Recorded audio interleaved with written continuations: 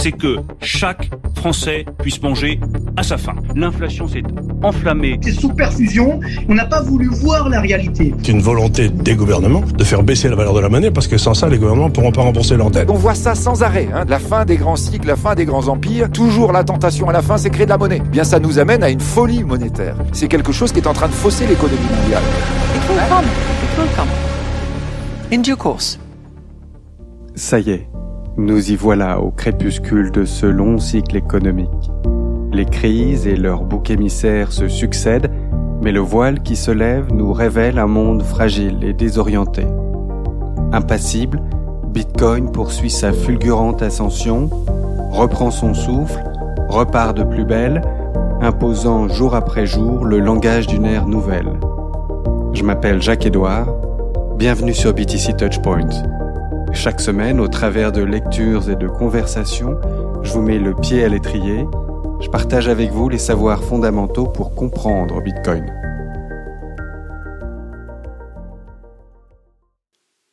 Salut! Alors, dis-moi, est-ce que tu démarres l'année 2023 plein ou pleine de bonnes résolutions? Moi, j'ai pas dressé de liste cette année encore. En fait, je le fais rarement. J'ai dû le faire 2 fois à tout casser dans toute ma vie. À tort sans doute, parce qu'une petite liste, c'est toujours un bon rappel. J'ai quand même 2-3 objectifs ambitieux auxquels je tiens et pour lesquels je vais me bouger cette année. Et j'espère que c'est le cas aussi pour toi. Des idées, de projets pour lesquels tu vas te mettre en mouvement ou tu vas poursuivre un effort et qui vont t'apporter du bien à toi et à tes proches. Parce que c'est vrai qu'objectivement, autour de nous, rien ne se profile de très très réjouissant pour les mois et les années à venir sur un plan social, économique ou géopolitique. Mais malgré tout, il y a beaucoup de belles et bonnes choses qui peuvent nous arriver et surtout, on peut chacun impulser de nombreux changements positifs, des transformations qui souvent vont se construire à partir d'un regard nouveau, plus lucide qu'on va porter sur soi et sur le monde. Et là, on le sait bien, la découverte de Bitcoin, cette chute libre dans le rabbit hole, elle va de pair avec une remise en cause assez systématique et assez saine d'ailleurs, de tout un éventail de représentations que nous tenions pour acquises. Typiquement, la Bitcoiner, c'est celui ou celle qui sort du rang, qui accepte dans une certaine forme de solitude de traverser ses peurs, douter, mettre ses croyances à l'épreuve de l'expérience. Alors bien sûr, cette disposition à jeter un regard critique et curieux sur son environnement, sur la société, c'est pas l'apanage des bitcoiners. C'est heureusement un truc très humain. Mais faut reconnaître que ce mouvement un peu radical, parfois compulsif même, mais hyper constructif qui nous pousse à réévaluer le monde et nous-mêmes, c'est vraiment un truc qui s'inscrit dans l'ADN des bitcoiners. On a Don't Trust, Verify, ne te fie pas, vérifie, un des principes de base de la communauté. Puis tu connais aussi Stay Humble, Stack Sats, reste modeste, accumule les sats, qui nous rappelle que tôt ou tard, ce mouvement viendra naturellement mettre à nu nos dénis, nos vanités, et que l'humilité, à ce moment-là, sera notre plus grand allié. Bitcoin, c'est tout un programme et c'est vraiment, à de nombreux égards, une école de vie. Voilà. Je m'arrête là pour le prêche de Zélote et puis on va en revenir maintenant à l'épisode d'aujourd'hui. Et ça concerne d'ailleurs les 5 suivants parce que justement, il est question de nourrir cette capacité à poser un regard critique sur la société dans notre quotidien tout en proposant des solutions, des pistes pour reconstruire mieux, c'est-à-dire plus beau, plus juste, meilleur. Et notre guide dans cette affaire n'est autre que Saifedean Ammous, l'économiste que je ne représente pas ici. On a fait connaissance avec lui il y a quelques mois par l'intermédiaire de Philippe Herlin, son homologue français, à Maverick aussi. Et juste pour mémoire, je crois que c'est les épisodes 9 et 10, j'avais lu et commenté les résumés de l'étalon Bitcoin et de l'étalon Fiat, 2 best-sellers de Saifedean Ammous que Philippe Herlin avait publié fin août 2022. Alors cette année, en partenariat avec le réseau Consensus qui a traduit et puis qui distribue l'étalon Fiat, on a cette chance de pouvoir explorer en détail certaines facettes de cette étude passionnante Et on a décidé de se concentrer sur quelques chapitres qui sont pas incontournables, mais presque, pour conduire cet examen critique de ce qui nous entoure. Et le truc chouette, c'est qu'on va traiter de sujets qui nous concernent tous et toutes, pas juste les bitcoiners ravagés du bulbe, je veux dire tes parents, grands-parents, tes frères et sœurs, tes amis, tes ennemis, tes collègues, tous ces gens qui, il faut bien le dire, ont 1000 raisons d'éviter toute prise de tête avec toi sur la monnaie. Eux, bien souvent, ils vont te dire que l'argent c'est sale, c'est pourri, c'est pas leur truc, qu'ils laissent ça aux financiers et qui veulent plutôt contribuer à des projets qui soutiennent le vivant. Eh ben, en 2023 comme en 2022, ils vont avoir envie de nous fuir comme la peste, nous et nos conversations de monnaie, réserve de valeur, solution de paiement et unité de compte. Ça leur cause pas au poste. Et nous, on a le sentiment que ça peut leur coûter cher, cet état d'acculturation financière. Et obstinément, on cherche à les intéresser au truc, à réveiller leur curiosité. Moi, je pense que ce livre, Les talons Fiat, aussi épais et dense qu'il soit, il ouvre au moins une bonne douzaine de portes d'accès grand public au Bitcoin. Alors c'est quoi ces portes ? Tu vois, par exemple, on va les brancher sur ces questions qui nous tiennent tous à cœur. Je veux parler de l'alimentation, de la santé, de l'éducation, des sciences, de l'art et de l'architecture. Tous ces pans de la société qui sont fissurés depuis bien longtemps et qui s'écroulent sous nos yeux maintenant. On est tous sensibles à cette perte, ce déclin, cet appauvrissement de notre civilisation. On veut tous sauver le meilleur et reconstruire, mais pour reconstruire mieux, faut comprendre. Comment on a pu se louper comme ça, lacérer la civilisation, ignorer les traditions, remplacer tous ces savoirs et ces pratiques par des trucs postmodernes à la con. Qu'est-ce qui a pu bien se passer ? Là, par le biais de cette série d'épisodes associés à des pages web pleines de ressources très sympas pour approfondir en couleur, on va leur proposer des contenus qui les touchent, qui leur parlent, leur rabbit hole à eux, quoi. On va commencer par le commencement, c'est-à-dire tout en bas de la pyramide de Maslow, l'alimentation, on parle plutôt de malbouffe aujourd'hui, qui nous permet d'assurer notre besoin le plus primaire, survivre. Alors, plus précisément, on attaque donc avec l'agriculture et la nutrition. C'est encore un peu de saison, vu qu'après quelques joyeux écarts gastronomiques durant les fêtes, certains parmi vos proches seront prêts à saisir toute main tendue, les conduisant vers un meilleur équilibre alimentaire. Voilà, on ouvre cette deuxième partie du livre « Les talons Fiat » de Saifedean Ammous. Cette deuxième partie, elle s'intitule « Vie Fiat ». Et on est au chapitre 8, nourriture Fiat.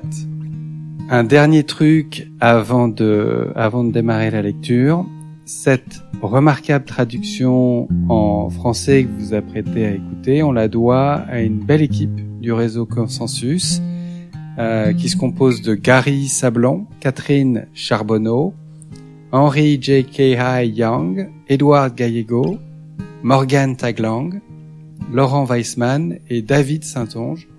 Un grand merci à vous tous, c'est un plaisir de lire une traduction de si bonne qualité. Allez, on y va. Nourriture Fiat. L'argent, étant un élément de toute transaction économique, détient un pouvoir omniprésent sur la plupart des aspects de la vie.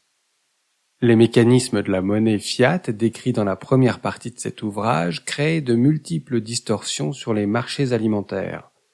Ce chapitre se concentre sur l'examen de deux distorsions particulières. Comment les incitations de la monnaie fiat à augmenter la préférence temporelle ont un impact sur la production agricole et sur les choix de consommation alimentaire, et comment le financement par l'État facilite son rôle activiste sur le marché alimentaire à travers la politique agricole, l'octroi de subventions, ainsi que ses directives diététiques. Ferme fiat. La fin de la convertibilité du dollar en or en 1971, évoquée au chapitre 2, a libéré le gouvernement américain de l'obligation de rembourser sa monnaie fiat en or physique, ce qui lui a donné une plus grande marge de manœuvre d'expansion inflationniste. Le résultat inévitable de l'expansion de la quantité de monnaie a été la hausse des prix des biens et des services qui allait caractériser l'économie mondiale à partir des années 1970. Face à cette inflation galopante, le gouvernement américain a fait ce que tous les gouvernements inflationnistes de l'histoire ont fait. Il a rejeté la faute sur une multitude de facteurs, l'embargo pétrolier arabe, les méchants spéculateurs sur les marchés financiers internationaux, les ressources naturelles qui atteignent leurs limites, etc. Mais aucun ne concernait la politique monétaire inflationniste du gouvernement lui-même. Chaque expansion du crédit et des dépenses du gouvernement développe un groupe qui en dépend et qui utilise son influence politique pour perpétuer les dépenses et rend très difficile la tâche de tout politicien qui voudrait inverser la tendance. La voie du succès, en matière de politique monétaire, consiste à abuser de la planche à billets et non à l'endiguer. Que ce soit en rapport aux aides sociales, aux chèques de relance face à la pandémie, aux aides au logement, aux coupons alimentaires, à l'éducation universitaire ou à l'assurance maladie gratuite, l'homme politique qui cherche à dépenser de la monnaie fiat trouvera toujours du soutien parmi une partie de la population. En revanche, le politicien qui favorise les restrictions financières a peu de chances de devenir populaire et sera plus probablement catalogué comme étant l'ennemi des pauvres. Lorsque les prix des denrées alimentaires sont devenus la question politique urgente du moment, il y avait peu de chances de freiner la hausse des prix en inversant les politiques inflationnistes. La voie de la planification centralisée du marché alimentaire a été privilégiée, avec les conséquences désastreuses que l'on constate encore aujourd'hui. En 1971, le président des États-Unis Richard Nixon a nommé Earl Butz, un agronome qui siégeait au conseil d'administration de plusieurs sociétés agroalimentaires, au poste de secrétaire du ministère américain de l'Agriculture. L'objectif officiel de Butz était de faire baisser les prix des denrées alimentaires, et ses méthodes étaient brutalement directes. « Devenez important ou partez !» disait-il aux agriculteurs fortement incités à intensifier leur production grâce à des crédits à faible taux d'intérêt. Les faibles taux d'intérêt ont inondé les agriculteurs de capitaux pour qu'ils puissent intensifier leur productivité. Cette politique a tué l'agriculture artisanale et a contraint les petits agriculteurs à vendre leurs parcelles aux grandes entreprises, consolidant ainsi la croissance de la production alimentaire industrielle qui, au final, détruirait le sol américain et la santé de ses habitants. Si l'augmentation de la production a entraîné une baisse des prix, elle s'est faite au détriment du contenu nutritionnel des aliments et de la qualité des sols. L'utilisation massive de machines industrielles permet de réduire le prix des aliments industriels, et c'est ce que recherchait Butz. La production de masse entraîne une augmentation de la taille et de la quantité des aliments et de leur teneur en sucre, mais il est beaucoup plus difficile d'augmenter leur teneur en nutriments, car le sol s'appauvrit à cause de la monoculture intensive répétitive, ce qui nécessite des quantités toujours plus grandes d'engrais artificiels pour les reconstituer. La dégradation de la qualité des aliments au cours de l'époque Fiat s'est accompagnée de la dégradation de la qualité des aliments inclus dans la mesure gouvernementale de l'inflation, l'indice des prix à la consommation, une mesure mathématique dont la bêtise a été détaillée au chapitre 4. Dans l'absence d'une unité objective et définissable, la mesure devient dénuée de sens. Cette absence tente de cacher la nature instable de la composition du panier de biens référentiels. En effet, ces biens changent en fonction de la valeur de la monnaie que l'IPC prétend mesurer. Les aliments sont un parfait exemple pour illustrer cette dynamique. Lorsque les prix des aliments hautement nutritifs augmentent, les gens sont inévitablement contraints de les remplacer par des produits moins chers. Comme les aliments moins chers deviennent une partie plus importante du panier de biens, l'effet de l'inflation est sous-estimé. Pour illustrer ce point, imaginez que vous gagnez $10 par jour et que vous les dépensez pour manger une délicieuse entrecôte qui vous apporte tous les nutriments dont vous avez besoin pour la journée. Dans ce panier de biens de consommation simple, et selon certains optimal, l'IPC est de $10. Imaginez maintenant qu'un jour, l'hyperinflation frappe l'économie et que le prix de votre entrecôte passe à $100, tandis que votre salaire quotidien reste de $10. Qu'advient-il du prix de votre panier de biens? Il ne peut pas être multiplié par 10 parce que vous ne pouvez pas vous permettre de payer votre entrecôte à $100. Au lieu de cela, vous vous contentez d'un merdier chimique tel que le hamburger au soja à $10. L'IPC, comme par magie, indique une inflation nulle. Quoi qu'il arrive, avec l'inflation monétaire, l'IPC est destiné à rester à la traîne en tant que mesure parce qu'il est basé sur les dépenses de consommation qui sont elles-mêmes déterminées par les prix. Les hausses de prix ne provoquent pas d'augmentation équivalente des dépenses de consommation, elles entraînent des réductions de la qualité des biens consommés. L'évolution du coût de la vie ne peut pas se refléter dans les prix du panier moyen de biens, car les biens composant ce panier sont à leur tour déterminés par l'évolution des prix. C'est ainsi que l'on peut comprendre qu'ils continuent d'augmenter, alors que l'IPC nous montre un niveau politiquement optimal de 2 à 3% par an. Si vous êtes satisfait de remplacer vos entrecôtes par de la bouillie de rebut industriel, en effet, vous ne subirez pas beaucoup d'inflation. Cette tendance à remplacer les aliments par des produits industriels a permis au gouvernement américain de minimiser l'ampleur de la destruction de la valeur du dollar dans leurs statistiques officielles. En subventionnant simplement la production des aliments les moins chers et en les recommandant aux Américains comme éléments optimaux de leur régime alimentaire, l'ampleur de la hausse des prix et de la dépréciation de la monnaie devient moins apparente. Un examen plus approfondi des recommandations diététiques du gouvernement américain depuis les années 1970 montre un déclin continu de la recommandation de viande et une augmentation des recommandations de céréales, de légumineuses, d'huiles industrielles et de divers autres aliments pauvres sur le plan nutritionnel, mais qui bénéficient d'économies à l'échelle industrielle. L'industrialisation de l'agriculture a donné naissance à de grands conglomérats dotés d'un poids politique important qui occupent désormais une place prépondérante dans le paysage politique américain. Selon OpenSecrets.org, un site web qui suit les contributions politiques aux élections américaines, les grandes entreprises agroalimentaires ont versé aux candidats des élections fédérales plus de 193 millions de dollars au cours du cycle électoral de 2020. Cela contribue peut-être à expliquer pourquoi, depuis 7 décennies, les exploitations agricoles industrialisées ont eu tant de succès en faisant pression pour obtenir davantage de subventions ainsi que des recommandations alimentaires qui encouragent les Américains à acheter leurs produits.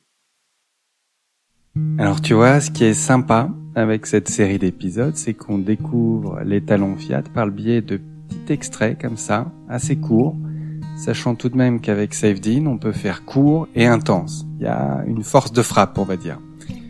Dans ce premier extrait, Saifedean plante le décor du chapitre Nourriture Fiat.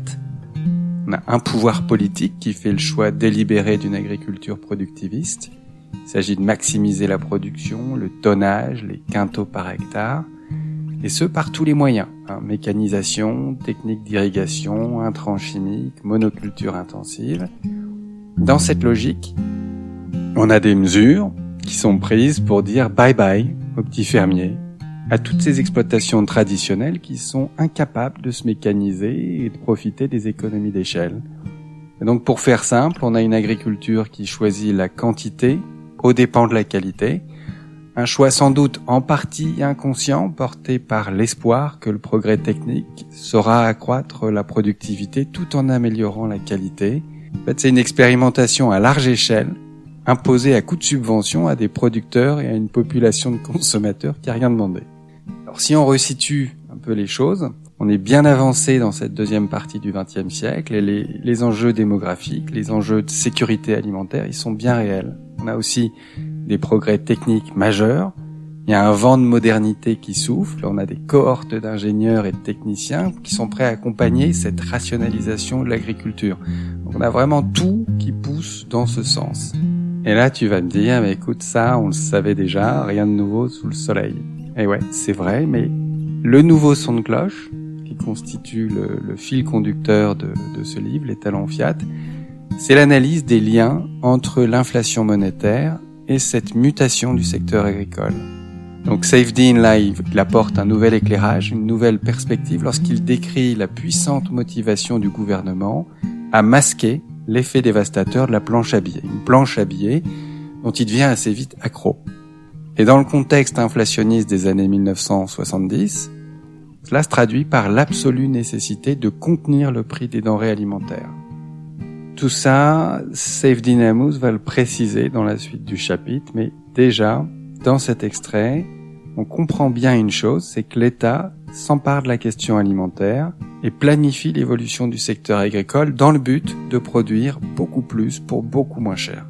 Divers moyens sont mobilisés pour ce faire. On a l'octroi de subventions, la recherche, une communication. À ce stade, on parle aussi communément de propagande.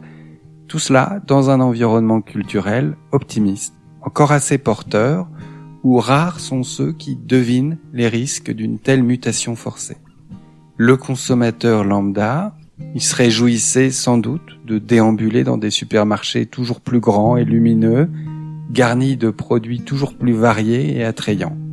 On comprend qu'assez vite, les mesures mises en place aboutissent aux résultats escomptés et favorisent le développement de puissants groupes agroalimentaires qui sont eux en mesure d'influencer l'appareil politique à leur avantage. Donc la dynamique est lancée, le scénario morbide de course au profit et de dissimulation de l'inflation, notamment par l'arnaque de l'indice des prix à la consommation, est verrouillé. Et tout ça, ça va conduire à la destruction des sols américains et d'une bonne partie du monde, l'appauvrissement du régime alimentaire américain, une explosion de maladies consécutives à la malnutrition et une corruption de la science. Voilà un peu le menu du chapitre de ce livre. Un chapitre qui décape pas mal, un peu comme l'ensemble du bouquin. D'ailleurs, ce livre, il n'est pas toujours évident pour tout le monde. On compte presque tous, parmi nos ancêtres ou nos proches, des gens qui travaillent dans l'agriculture ou dans l'agroalimentaire, et dont on sait qu'ils donnent le meilleur d'eux-mêmes. Et la critique du système, elle est si vive dans cet ouvrage, qu'on peine à imaginer qu'ils aient pu participer consciemment à cette entreprise désastreuse. Alors, ma petite expérience de rat des villes, attention quand même, j'ai traité les vaches, j'ai traité les chèvres, j'ai fait du lait ribot, j'ai trié les patates, j'ai conduit les tracteurs, récolté le maïs en silage, j'ai une petite expérience de la ferme. Cette petite expérience du monde agricole et de l'agroalimentaire m'amène à penser que la plupart de ces gens étaient et demeurent bien intentionnés. Ils ont cru participer à une dynamique dans l'ensemble positive, même si imparfaite, et à une évolution sans doute inévitable dans un contexte maastrichtien et de marché international. Et puis, soumis, comme nous tous, à une désinformation visant à masquer la face sombre du décor et à taire toute contestation, ils ont sans doute réprimé leurs doutes et puis juste subi, jusqu'à ce que les dégâts de cette approche productiviste viennent nous crever les yeux à tous. Voilà, c'est tout pour aujourd'hui. J'espère que tout ça, ça te parle, que ça t'intéresse. Crois-moi, cette série d'épisodes-là, elle est super importante parce que tu vas voir, au-delà de cette prise de conscience sur l'évolution de l'agriculture et de l'alimentation, au-delà de cette étude de la corruption systémique qui l'accompagne, il est largement question de solutions pratiques, de moyens de retrouver un équilibre dans nos systèmes de production comme dans notre propre alimentation. Et les bitcoiners, ils s'avèrent hypersensibles à ces questions qui touchent au socle de la civilisation, à ces enjeux majeurs pour nous, pour nos enfants. Mais les bitcoiners, comme tu sais, ils se fient pas. Ils vérifient. Et quand ils trouvent, ils s'engagent avec un niveau de conviction de hodler des familles. Si tu veux prolonger et enrichir cette expérience sonore, je t'invite vraiment à visiter la page correspondante sur le site btctouchpoint.com. Tu feras un chouïa connaissance avec Earl Butz et puis tu pourras visualiser le lien entre la diminution de la teneur en minéraux dans les aliments et l'augmentation d'un certain nombre de maladies. Et puis il y a ces clichés de moissonneuse-batteuse en formation en chevron, toujours assez impressionnant.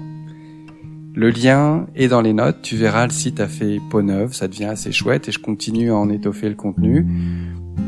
Partage le podcast et le site autour de toi si tu penses que ça peut intéresser.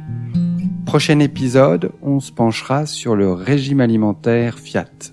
D'ici là, je te souhaite le meilleur. Ciao.